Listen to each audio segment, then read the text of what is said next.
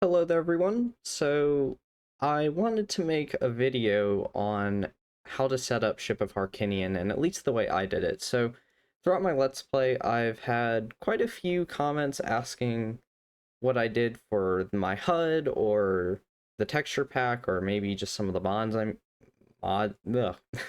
Sorry, some of the mods I'm using. Uh, and while I've responded to most of those comments, and I'm always happy to, I thought I would make a video just to maybe show you guys how I've done it if you want to set this up for yourself. So I'm going to leave a link to everything here in the description if you just want to take the direct links there. But starting on shipofharkinian.com, you'll want to click download on GitHub here. You can join the Discord if you want, and that's a great place to look for troubleshooting or any errors you're having or updates. Also, especially if you want to see stuff for 2 Ship 2 Harkinian for Majora's Mask. But as of right now, Mac Ready Foxtrot 8.0.5 is the newest version. It's been that way since February 28th. So this is the same version I used in my Let's Play.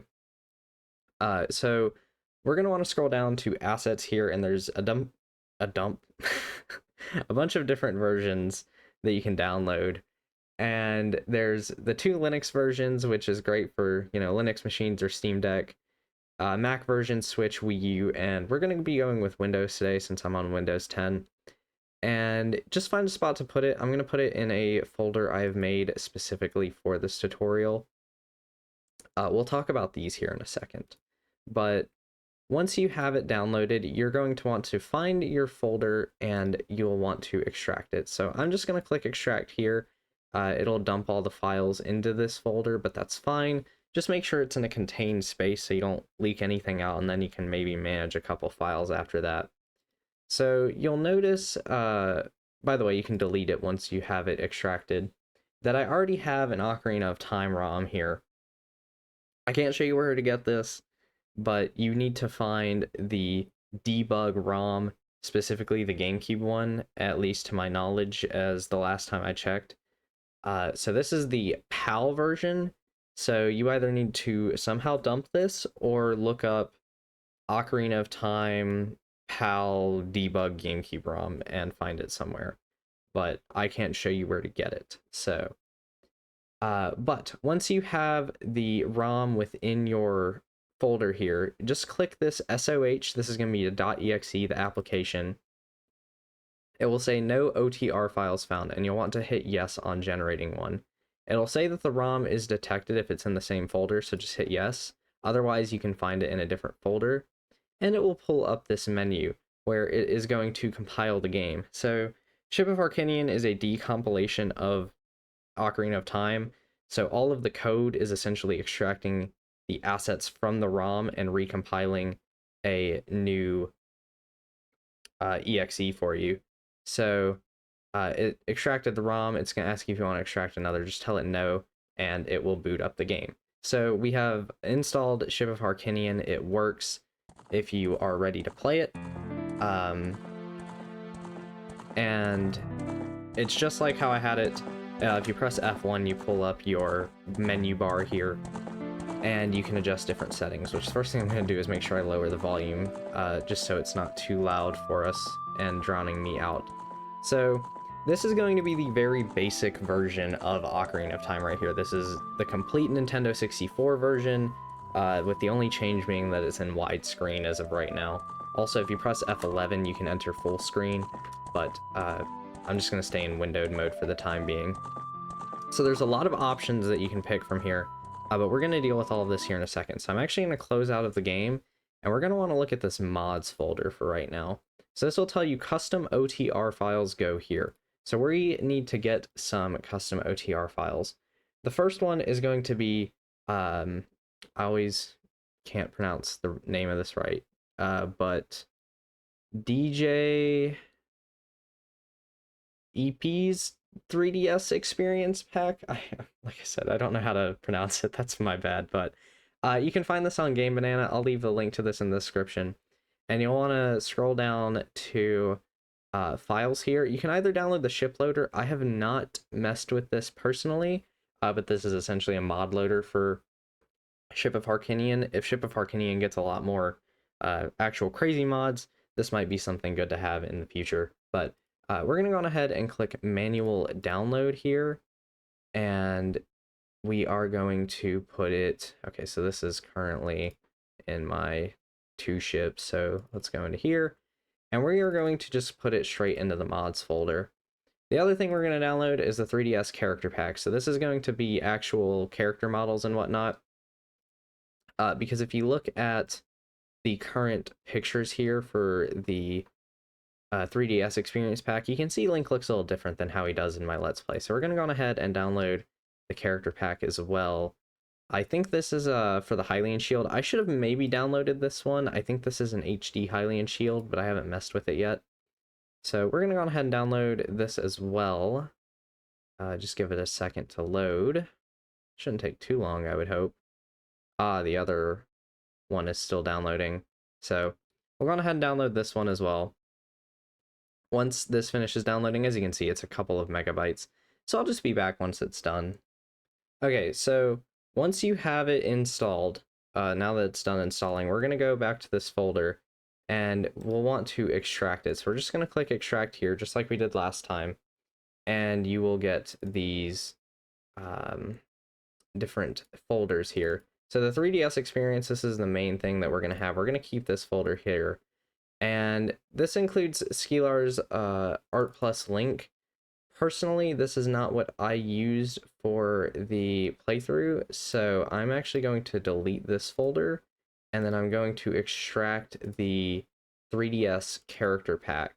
So this will be a nice thing to have installed. So we're going to go ahead and have those and delete them now that we have the folders, and we're going to relaunch the game. So you can also create a shortcut if you want to put this onto your home screen or whatever, but now that we've got that, we're going to relaunch the game, and now we can start messing with all the settings. So the first thing you're going to do is go over to settings, graphics, and you have a few options here. This is where we can mess with the resolution. I just throw this up to 200%. If you have any sort of decent GPU, you should be able to run this game just fine, but leaving it at 100 is just fine. As you can see, it multiplies your output resolution by some amount, but really it's fine at 200. I just max all of these out.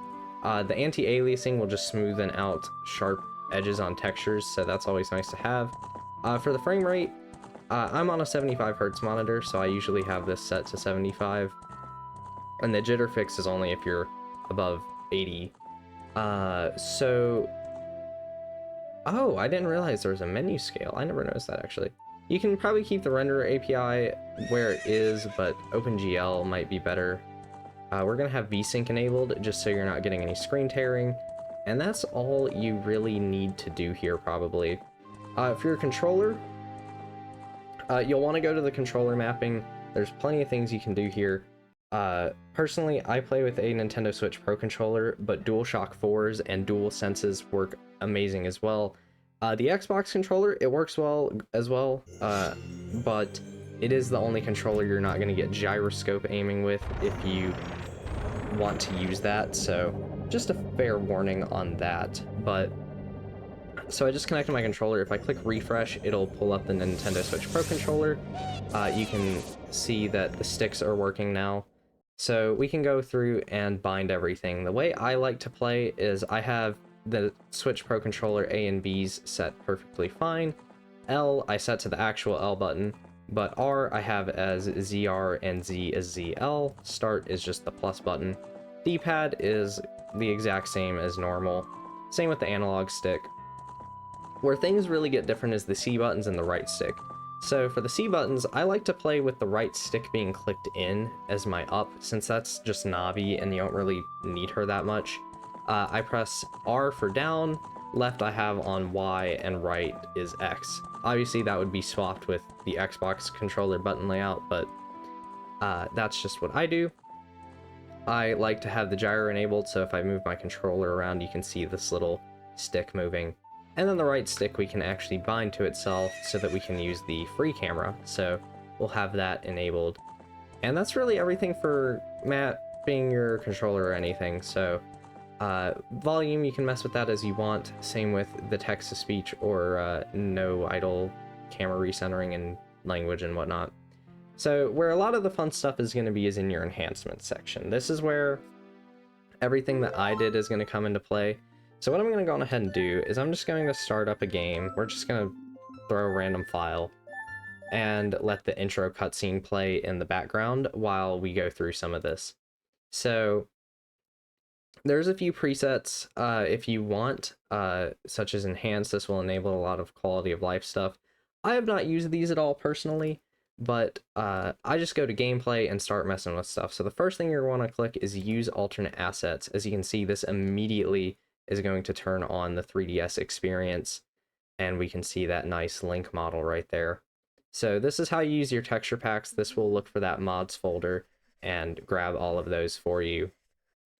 Then you have a few things, like I could have had invisible bunny hood on the whole playthrough, so if you were tired of looking at me wearing the bunny hood throughout cutscenes and whatnot, I could have had it off the whole time. But next up, a lot of this stuff I haven't messed with too much. You're going to want to make sure you enable 3D dropped items for quite a few things though, just because Ocarina of Time had 2D sprites for stuff like Deku Nuts and bombs on the ground. For the 3DS stuff, you're going to want that to be 3D. So go on ahead and turn that on. And N64 mode, by the way, is if you want to play completely like it's on the N64, this will set the game to 240p, 4x3, 20 FPS. Like, if you wanted to do that, you very well could. But really, all you want to enable here is enable 3D dropped items if you want to have it like I did. But you can also disable draw distance if you want to just have a longer render distance, because why not? Same with the dynamic wallet icon. I think this is just kind of fun personally. Always show dungeon entrances is going to be odd, as it will put a little thing in the top left corner if you do have that enabled, so I personally don't like having it on. Let's talk about a lot of the gameplay stuff though. So I mess with a lot of things in gameplay throughout my playthrough. Text speed all the way up is great. Same with Zora King speed, although I think it's kind of funny to just let him move. If you want to have some other stuff, I had the Big Goron forge time to 0 days. This way you don't have to sit there and play the Sun Song a bunch of times. Vine ladder and climb speed, you can really up that. Same with the block pushing speed. This just makes the game move a little bit faster. Same with the silver gauntlet and stuff, if you want to do that. And you know, these are pretty self-explanatory, I think. Well, actually this one, I guess that one's not that intuitive, but Navi will have some random conversations you have to have with her, so you can just disable those if you wish to. No Skulltula freeze, this is something I had on, so Ocarina of Time will pause the game, essentially, to make a text box show up, much like it does right now, where you can't move or anything, but you can disable that when you pick up Skulltula tokens. Fast chest, if you don't want to go through the chest cutscene, and this is just some stuff that you can look at if you want to here. But a few things I do recommend having. Why would I want that? Actually, that can be kind of nice. Equip new items. But better owl, this will make it to where you won't accidentally hit no on the owl and keep going every time. Fast ocarina playback if you want to make that a little bit faster. But a few things that are really nice is remembering your save location. This way you won't respawn at Kokiri Forest as a kid or the Temple of Time and as an adult. Then you can also exit the market at night, since it is blocked off during the nighttime. And some things that I think are fun is you can make Skulltulas that'll usually show up only at nighttime show up at any point, and you can also have Dampe appear all night. This is a great one if you ask me. Same with the time travel. You can make it to where you can time travel using the Ocarina of Time. This can be a fun little thing to use if you want to save some time by not going to the Temple of Time and, you know, having to put the Master Sword in. Items. Some of these are pretty fun. Bunny hood. I turn it on. I love it. It's amazing. Mask select and inventory. This will allow you to swap between the masks without having to go back to the happy mask salesman. And a lot of these other ones are just kind of fun, such as using the bow and slingshot when you're not supposed to. Equip multiple arrows at once is great. You can equip all 4 arrow types at once if you want to. And I also had the aiming reticle turned on, I believe. This is another fun one to have. All of these are other ones I think are fairly self-explanatory, but instant boomerang recall, that's pretty fun. Also, preventing dropped ocarina inputs is a nice one. If you like to play the ocarina pretty quickly, I recommend turning this on.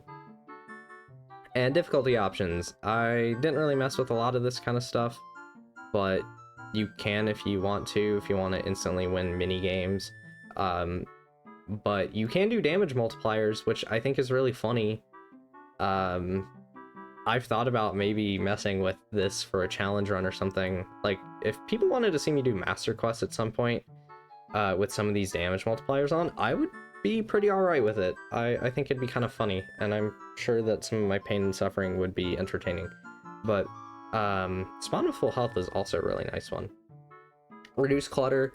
I like meeting the low HP alarm. Minimal UI. We're not going to touch this because we can mess with that ourselves. And a lot of this, assignable tunics and boots, this will allow you to put whatever you want. So like you could swap between iron boots and stuff, that way you don't have to pause, much like the 3DS version. Links count in both time periods. This has to do with the Lon Lon Ranch quest at the end of the game. Or I guess it's not at the end of the game, I just did it at the end of the game. But you can have the cow appear as both a kid and an adult. Then a lot of these, full grave during the day if you want to, dogs follow you everywhere. Nothing too crazy really. Fixes, this is a fun one to look through, just because there is a lot of different fixes. I don't really use any of these at all. Although I would recommend turning on the fix poacher soft lock. I had a lot of issues with this in my playthrough anyways, but maybe it will work better for you. Your mileage may vary, I don't know. But yeah, a lot of these are just odd fixes. Restoration is kind of the fun one. You can have the authentic logo screen. Since this was the debug version, I think this just makes it to where it's more like the retail version. Red Ganon blood, that was only in version 1.0. I'm surprised that there's not a restore old Fire Temple music, but yeah, this is just like if you want to bring back some glitches or something that were patched in later versions. But I mainly just recommend having the Red Ganon blood on, just because it's kind of fun. Extra modes, I haven't messed with these very much, but I don't know what crowd control is. I've heard people say these are cool, but I don't really know what these are personally. You can do the mirrored world if you want to play the master quest like you can in the 3DS version. Enemy randomizer, you can just have that on without having the rest of the game randomized, I think. And then just some other fun stuff, like Ivan the Fairies, kind of like the Co-Star Luma from Mario Galaxy, I think. If you want to do a 2-player thing, randomized enemy sizes, I haven't really messed with these. Autosave is great if you want that. I don't play with it because Ocarina of Time lets you just save anyways when you close a menu or something. Now, the one thing that I missed is I want to go to additional controller options, and this is where you can activate a few things, such as playing the ocarina with the D-pad. I really like this, as using the sticks to play the ocarina can feel inaccurate. This is where you can also turn on the free camera. So what we're going to do is turn on right stick aiming. That's kind of nice if you're using just the sticks to aim. But free look is what we want to do. You can adjust the sensitivity and inversions as you wish, but having it on, if we go on outs, maybe I can use it. Maybe not. There we go. Yeah, now it works. So just like the I can't say just like anything because it's not in any version of Ocarina of Time, I guess. But yeah, I did nearly forget about that. That's pretty important. This is also where you can enable D-pad equip items, so that will show up here now. And just some miscellaneous goodies over here that you can use if you want to, but those are the main things I recommend turning on with the additional controller options. Now, we're almost done, but the last thing I want to talk about is cheats. You can use these if you want. I'm not really going to go into the cheats menu, but you can fiddle around with these. Same with this, but the save editor can be useful for some things if you are having trouble with stuff, or if you just want to cheat your way to the end of the game or whatever. But if you learn these flags and stuff, this can be a good way to undo certain things. I had to use this a couple of times throughout my Let's Play, just because I would accidentally activate something off camera that I didn't want to, and then I could still have that play. But what we are going to do is go down to the cosmetics editor. This is where I altered my HUD to the way you see it in my Let's Play. So, if I expand this, you can change the colors of everything if you want to. If you want to make it random, why not? So we'll just go rainbow on the Kokiri tunic, and it'll do that for you. I guess it's not going to do it right now, but you can. So, but HUD is where you can change the color of things.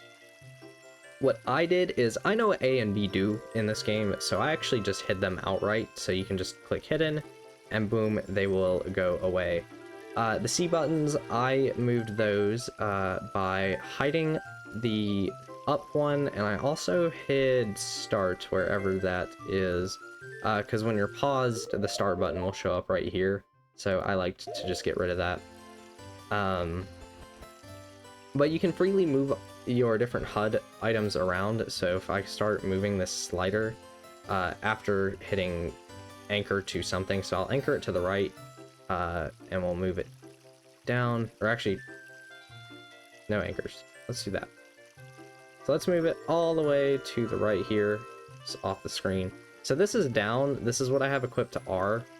I've seen some people kind of adjust their HUD to look like the Wii U gamepad, or like Wind Waker and Twilight Princess HD, where it, you know, is in the shape of A, B, X, and Y, and then they have R up in the top. So like this is R for me, and then this is X, so the button on my right, and then this one is the button on my left. So I would have it like this, and I tried to space them out as evenly as possible. The hearts, I would have... Where are they? They're in the middle. Okay, so this is as high as they go, unfortunately. I would probably have them a little higher up if I could. So let's actually anchor it to the left. That way we can get them where I want them to be. So I think that's about how I had it in my Let's Play. And then I did the rows, which... Where did I do that, actually? It's not right here. Oh, heart line length, there it is. I set this to 20 just to have them all in one row, which maybe some people won't like, but you can change it however you want. If you can even do like 5 or 1 if you wanted a whole column. Magic meter, we don't have that here, obviously, but I just set it to about the same thing, so left and right would be -92 or whatever. And then the rupees and small keys, I had to move small keys later. I used a different file that I already had, you know, completed to do that. But for the rupees, we can do the same thing. We'll just do no anchors, find where they're at, so we'll move them all the way down. I liked to move them as far down as I could, so I will anchor this to the left, actually. There we go. Just to keep them out of the way. And then same with the mini-map. So we can do that as well. So you can actually adjust every single piece of the HUD if you want to. You don't have to, obviously, but if you want to move it around for yourself, make things pretty, I could have the mini-map in the middle of the screen if I want to. It's not practical. I don't think there's very many people that would want to play that way. At least I would hope not. But you can do it if you want to, which is pretty neat. And I guess the D-pad is the last thing to move, which we'll just have to anchor it to the right. We'll move it all the way over. So the only downside is you cannot adjust the scale of this stuff. In 2 Ship 2 Harkinian, you can adjust the scale of these, but I did see that one thing, which was this, right? Oh, that's definitely not something I want. All right, that's just for this. Okay. So the other thing I did is I changed the color of these buttons. If you want to know how to do that, then we can just go back to the cosmetics editor and go to just HUD. This will allow you to change the color of everything. So if you click this little button right here, the little squares, this will open up a big color square for you. I set these to gray. I just did this because the Switch Pro controller has gray buttons, so it worked for me. I did the same with the D-pad, so we can do that, get about the same color, and there you go. It looks alright. I don't know, maybe you hate how it looks for all I know, but yeah, minimap, I want like yellow. There you go, there's a yellow minimap. But yeah, that's pretty much everything I did to the HUD. If you wanted to see that, you can also change it over to the GameCube color scheme if you wanted like the red B button and green A button. But that is pretty much everything I did. That's all of the setup and mods I did. So a bit of a long video to explain all of that, but if you wanted to see how I did everything, and I guess it's not taking too kindly to me full screening right now. But yeah, that's everything I did. If you wanted to see it, maybe you want to configure some other stuff yourself. But yeah, I hope y'all enjoyed this tutorial. Hopefully it helped some of you out. And yeah, thanks for watching. Bye-bye.